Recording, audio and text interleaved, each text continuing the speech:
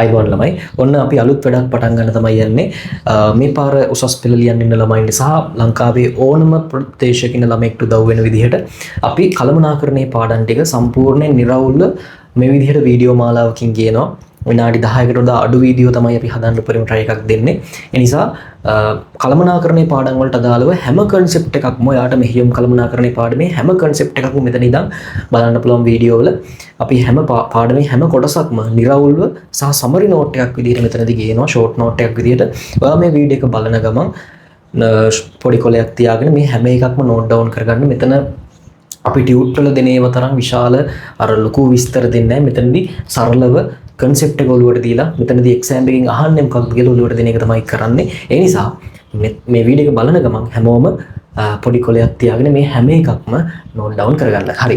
අපි මුලින්ම කතා කරමු මෙහෙයුම් කළමනාකරණයේ පාඩමේ මුලම කොටස. ළමයි. මෙහෙයුම් කළමනාකරණය කියන්නේ මොකක්ද මට කියන්න? ආයතනයක නැත්නම් සංවිධානයක අරමුණු හා පරමාර්ථ ඉටු කරගන්න මෙහෙයුම් කටයුතු. සැලසුම් කිරීම, සංවිධානය කිරීම, මෙහෙයුම සහ පාලනය. තමයි කළමනාකරණ ක්‍රියාවලියේ මූලික පියවර 4යි. අපි ව්‍යාපාර කළමනාකරණයේ පාඩම ඉගෙන ගන්නවානේ. සැලසුම් කිරීම, සංවිධානය කිරීම, මෙහෙයුම සහ පාලනය. ඉතින් මෙහෙයුම් කළමනාකරණයේදී වෙන්නේ ආයතනයක මෙහෙයුම් කටයුතු ටික.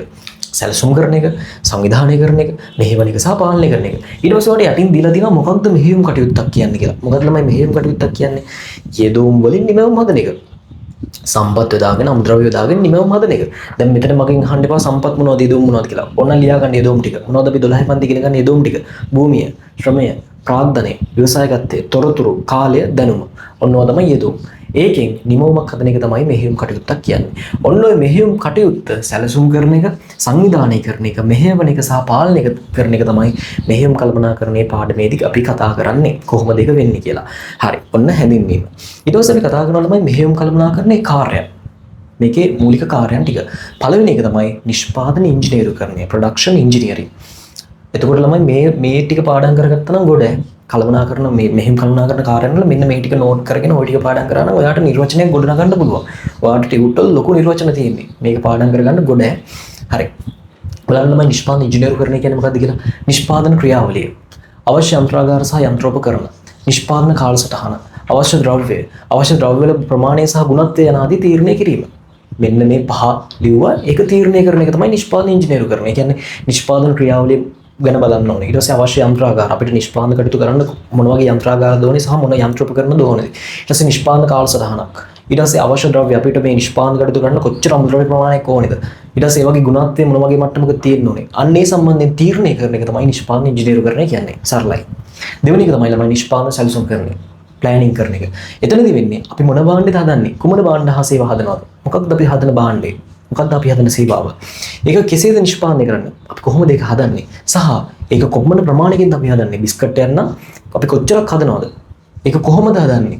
ඊට පස්සේ කවර දිනකටද අපි ඒක හදලා දෙන්න ඕනේ? මොකක්ද කියන්නේ? කුමන භාණ්ඩ හා සේවා කෙසේ නිෂ්පාදනය කළ යුතුද? කොපමණ නිෂ්පාදනය කළ යුතුද? කවර දිනකට නිෂ්පාදනය කළ යුතුද? ඔන්න නිෂ්පාදන සැලසුම් කරන. සරලයි. තුන්වෙනි එක තමයි ළමයි ද්‍රව්‍ය මිලදී ගැනීම. ද්‍රව්‍ය මිලදී ගැනීම අපි කියන පර්චේසින් කියලා. මොකද්ද? නියමිත ද්‍රව්‍ය අවශ්‍ය ප්‍රමාණයෙන් අවශ්‍ය අවස්ථාවලදී අවම පිරිවැයකට සපයා ගැනීම. මේ කරුණු හතර ලිව්වා නිර්වචනය කොට නැහුවා. එච්චර වෙන්න ඕනේ. නියමිත ද්‍රව්‍ය අපිට ඕනේ ද්‍රව්‍ය ටික අවශ්‍ය ප්‍රමාණයෙන් අවශ්‍ය අවස්ථාවලදී අවම පිරිවැයකට සපයා ගැනීම. එච්චරයි. ඊට පස්සේ ළමයි නිෂ්පාදන පාලනය. ඔයාලට මෙතන දීලා තියෙනවා නිෂ්පාදන පාලනය කියන්නේ මොකක්ද කියලා. මේ නිෂ්පාදන පාලනය තේරෙන්න නම් ඔයාට අර ව්‍යාපාර කළමනාකරණයේ කතා කරපු පාලනය කොටස තේරලා තියෙන්න ඕනේ. මොකද්ද පාලනය කියන්නේ ළමයි? මතක දෙන්න කතා කරපු පාලනය. ආයතනයක සැලසුම්ගත ප්‍රතිඵලයයි සත්‍ය ප්‍රතිඵලයයි මැනලා ඒකේ විචලතාවයක් තියෙනවා නම් ඒකට නිවැරදි කිරීමේ ක්‍රියාමාර්ගයක් ගන්න එකනේ කරේ. මෙතනදී වෙන්නේ ඒ concept එකම තමයි නිෂ්පාදන පාලනයේදී වෙන්නේ. මෙන්න මේ නිෂ්පාදන ඉංජිනේරුකරණය, නිෂ්පාදන සැලසුම් කරන්නේ යනවා අපි හදනවනේ සැලසුම්ගත ප්‍රතිඵලය. අන්නේ සැලසුම්ගත ප්‍රතිඵලය අපි මොකද කරන්නේ? සත්‍ය ප්‍රතිඵලයත් එක්ක සංසන්දනය කරනවා. අපි සත්‍ය නිෂ්පාදන කටයුතු එක්ක සංසන්දනය කරලා විචලතාවයක් තියෙනවද කියලා බලලා විචලතාවයක් නැත්තම් මොකුත් කරන්නේ නැහැ. නමුත් විචලතාවයක් තියෙනවා නම් එසේ නොවන විට ඒ සඳහා නිවැරදි කිරීමේ ක්‍රියාමාර්ගය එහෙම නැත්තම් ප්‍රතිකර්මයේ ක්‍රියාමාර්ග ගන්න පුළුවන්. ඔන්න නිෂ්පාදන පාලනය. මේවා ඉගෙන ගත්තේ අර ව්‍යාපාර කළමනාකරණයක් පොඩ්ඩක් ඕනේ. අවසාන එක තමයි ළමයි පරිශ්‍රණය හා සංවර්ධනය. මොකද්ද? පවතින නිෂ්පාදිතයත් නිෂ්පාදන ක්‍රියාවලියත් නව නිෂ්පාදන සැලසුම් පිළිබඳවත් මොකද කරන්නේ? තොරතුරු ඒක රාශී කරනවා, වැඩි දියුණු කරනවා. පරිශ්‍රණය කරනවා, සංවර්ධනය කරනවා, ඒක රාශී කරනවා, වැඩි දියුණු කරනවා. ඔන්න ළමයි පරිශ්‍රණය හා සංවර්ධනය, රිසර්ච් ඇන්ඩ් ඩෙවලොප්මන්ට්. ඔන්න මෙහෙම කළමනාකරණයේ කාර්යයන් ටික. හරි. ඊට පස්සේ ඔන්න ඔයාලට දීලා තියෙනවා මෙහෙයුම් කළමනාකරණයේ වැදගත්කම. ඇයි මේක වැදගත් වෙන්නේ? හරි, පළවෙනි එක තමයි ළමයි ඉහළ ගුණත් වෙනුත් භාණ්ඩ හා සේවා නිෂ්පාදනය කරන්න. අපිට ගුණාත්මක භාවයෙන් වැඩි භාණ්ඩ නිෂ්පාදනය කරන්න මෙහෙයුම් කළමනාකරණය කියන එක වැදගත් වෙනවා. ඒ වගේම කාර්යක්ෂමතාවය සහ සඵලදායකත්වය වැඩි කරගන්න. ඒ තුලින් ඵලදායීතාවය වැඩි කරගන්න, අපේ නිමැවුම වැඩි කරගන්න මෙහෙයුම් කළමනාකරණය කියන එක ඔන්න වැදගත්. ඒ වගේම පිරිවැය අඩු කර ගැනීම සහ ලාභය වැඩි කර ගැනීම. අපි කොස්ට් එක අඩු කරගෙන ප්‍රොෆිට් එක පුළුවන් තරම් වැඩි කරගන්නත් මෙහෙයුම් කළමනාකරණය කියන එක ඕනේ.